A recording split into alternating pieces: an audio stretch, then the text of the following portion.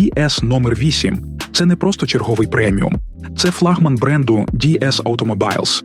І він з порога дає зрозуміти – копіювати німецьку трійцю він не збирається.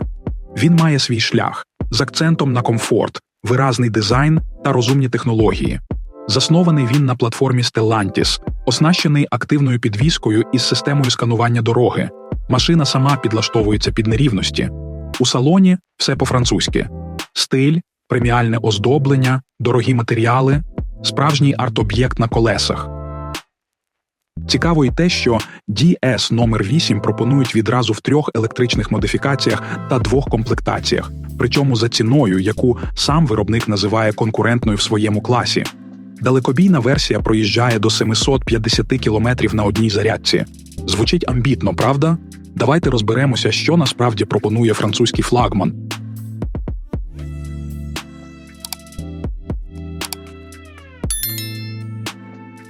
Номер 8 виробник називає крос-купе, але за фактом перед нами елегантний фастбек, трохи піднятий і обрамлений по нижньому периметру кузова чорною пластиковою окантовкою. І не кросовер, і не седан – це щось середнє, і в цьому вся фішка.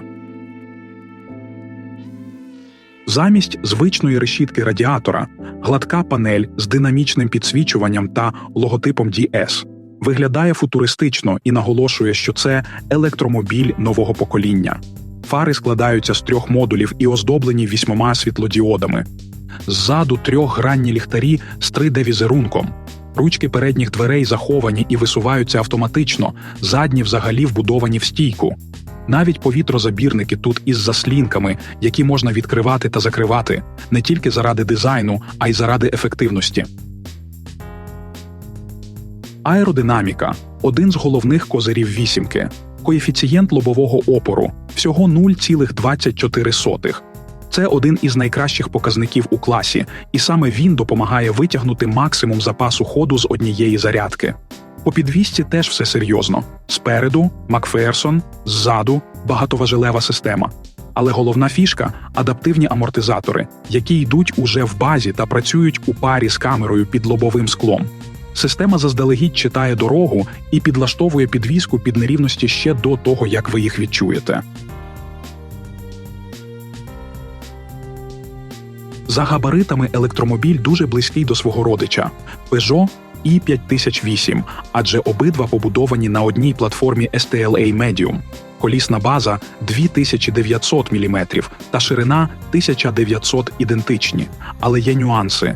DS трохи довший – на 3 см, а ще нижчий майже на 9 см. У результаті маємо 4820 мм у довжину і всього 1580 у висоту. Щоправда, кліренс – лише 155 мм. У DS кажуть, що це зроблено спеціально для кращої аеродинаміки. Кузов можна обрати в одному з 5 кольорів, а для тих, хто хоче більше стилю, є опції – чорний дах або навіть фірмове двоколірне фарбування з пофарбованим капотом. А ще стильні колеса розміром від 19 до 21 дюйма.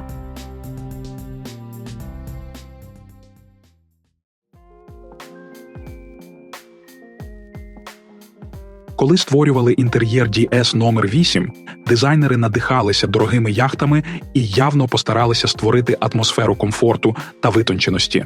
Наприклад, на передній панелі 2 великі екрани. Панель приладів на 12 дюймів і великий медіадисплей на 16 дюймів – все чітко і сучасно. Кермо не як у всіх, а незвичне 4-спицеве, яке відразу привертає увагу. Говорячи про елементи управління та кнопки, французький флагман віртуалізує практично все, залишивши всього кілька кнопок під центральним монітором і на тунелі. Аудіосистема – окрема історія. На дверях красуються динаміки Focal Electra 3D у стильних корпусах, які ніби продовжують лінію передньої панелі.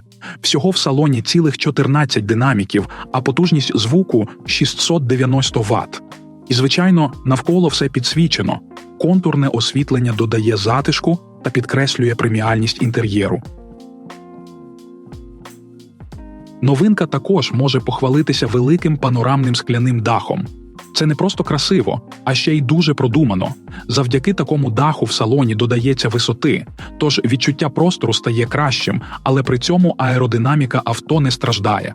А ламіноване скло тут складається з кількох шарів із спеціальним покриттям, яке захищає від сонячних променів.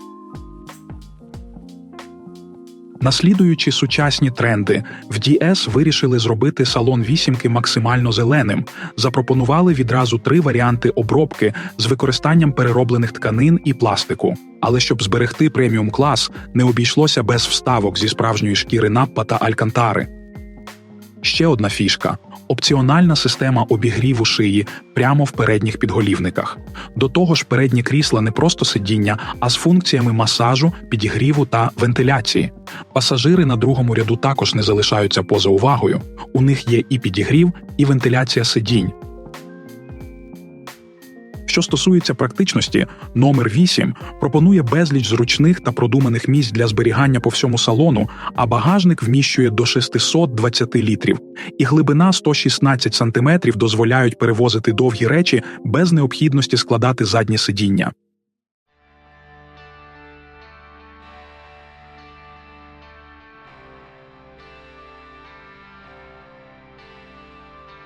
Автомобіль буде доступний тільки з електричними силовими установками. Він побудований на 400-вольтовій архітектурі, а вибір представлений 3 модифікаціями і 2 комплектаціями – Palace та Etoile. Більшість функцій іде вже в базі, а топова версія вирізняється додатковими фішками. Тут є сигналізація з повною блокіровкою і захистом від дітей, цифрове внутрішнє дзеркало, система камер кругового огляду, електропривід багажника з функцією безконтактного доступу та проєкційний дисплей.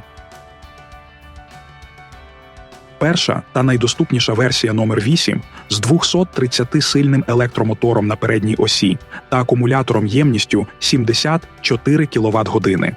Цей електромобіль розганяється до 100 км на годину за 7,7 секунд та може проїхати до 550 км на одному заряді за циклом WLTP. Ціна починається від трохи більше 59 тисяч євро за базову комплектацію та сягає майже 66,5 тисяч євро за топову версію. Середня версія Long Range отримала потужніший двигун на 245 сил та акумулятор ємністю 97,2 кВт-години. Запас ходу тут збільшено до 750 км, а розгін становить приблизно 7,8 секунд. Ця модель пропонується від трохи більше 63 тисяч євро у базовій версії та від майже 71 тисячі євро у топовій. І нарешті топовий флагман з двомоторною системою повного приводу потужністю 350 кінських сил та тим самим акумулятором ємністю 97,2 кВт-години. На одному заряді він може проїхати до 685 км, а до першої сотні розганяється всього за 5,4 секунди. Система повного приводу вміло підлаштовується під стиль та умови руху. Вартість такого номер 8 починається від 68 тисяч євро, а топова комплектація сягає 74 600 євро. До речі, максимальна швидкість усіх версій обмежена на позначці 190 км на годину. Ще одна класна фішка – всі силові установки отримали так званий одномоментний буст. Це означає, що в момент старту або активного розгону двигун додає додаткові кінські сили до паспортного показника – цілих 30 коней у базової версії, 35 у середній і 25 у топової з повним приводом. Такий приріст допомагає машині бути ще швидше і динамічніше саме в тих моментах, коли це потрібно найбільше. Підтримка швидкісного заряджання потужністю до 160 кВт дозволяє заряджати батарею з 20 до 80% за 27 хвилин. У компанії запевняють, що автомобіль може відновити запас ходу до 200 км всього за 10 хвилин. Новинка пропонує 3 різних режими рекуперативного гальмування, а також в базову комплектацію входить тепловий насос для оптимізації та збільшенню запасу ходу. Автомобіль оснащений передовими функціями безпеки та допомоги водієві. Серед них адаптивний круїз-контроль з функціями напівавтономного водіння другого рівня, активна система допомоги при зміні смуги руху, попередження при зниженні уваги водія, попередження про перехресний рух ззаду та розпізнавання дорожніх знаків. У темряві номер 8 допомагає бачити більше із системою DS Night Vision. Інфрачервона камера в бампері розпізнає пішоходів та тварин за 300 метрів. Це допомагає почуватися впевненіше навіть уночі. Французький виробник особливо наголошує на тому, що електромотори та тягові акумулятори для DS номер 8 виготовляються безпосередньо у Франції, але самі автомобілі збираються в Італії на заводі Fiat. Компанія вже розпочала повномасштабні продажі свого флагмана, і він явно не для тих, хто шукає бюджетний варіант. Номер 8 – це спроба бренду закріпитися в преміум-сегменті Європи, де лідирують Mercedes та BMW. Цей електричний фастбек – серйозний виклик, який хоче довести, що французький стиль та технології можуть конкурувати з німецькими. Але чи справді зможе, покаже час і кількість проданих авто. Друзі, якщо вам сподобалося це відео, не забудьте поставити вподобайку, це дуже допомагає розвитку каналу. Поділіться в коментарях, що думаєте про новинку. Як вам її дизайн, технології та особливості? Підписуйтесь на канал, щоб не пропустити ще більше цікавих оглядів. Дякуємо за вашу підтримку та чекаємо на ваші думки.